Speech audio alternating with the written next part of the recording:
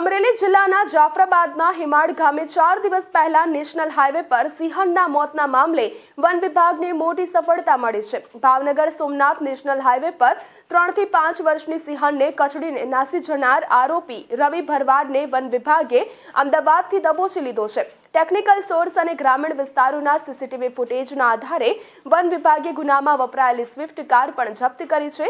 વન્ય પ્રાણી અધિનિયમ 1972 હેઠળ કડક કાર્યવાહી કરતા આરોપીને કોર્ટમાં રજૂ કરવામાં આવ્યો હતો, જ્યાં નામદાર કોર્ટે જામીન અરજી ફગાવી આરોપીને જેલ હવાલે કરવાનો હુકમ કર્યો છે।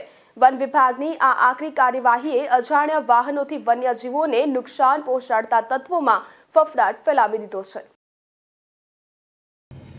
ગત 4 જાન્યુઆરીના રોજ જાફરાબાદ રેન્જના કાર્યક્ષેત્રમાં આવતા હિમાળ ગામની સીમમાંથી પસાર થતા સોમનાથ ભાવનગર કોસ્ટલ હાઈવે ઉપર રાત્રિના સમયગાળાએ અંદાજિત 10 થી 11 વાગ્યાની આસપાસ એક માદા સિંહણનો મૃતદેહ મળી આવેલ।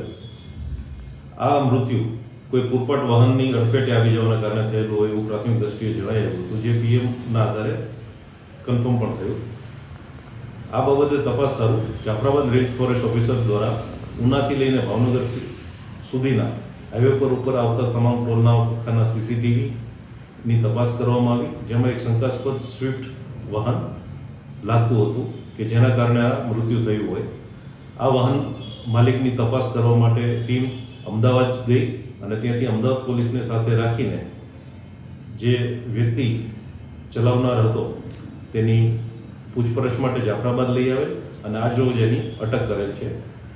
આ આરોપીને નામદાર જાફરાબાદ કોર્ટમાં આજરોજ રજૂ કરવામાં આવે અને કોર્ટ દ્વારા આરોપીને જેલ હવાલે કરાયો છે। સાહેબ, શું લોકોને અપીલ કરજો? આ બાબતે એક ખાસ નમ્ર અપીલ એ છે લોકોને કે રાજુલાથી ઉના તરફ જતા હાઈવે ઉપર સિંહનો અવરજવરવાળો વિસ્તાર છે, એટલે આ હાઈવેમાંથી જ્યારે પસાર થતા હોય ત્યારે વાહન તકેદારીપૂર્વક ચલાવે।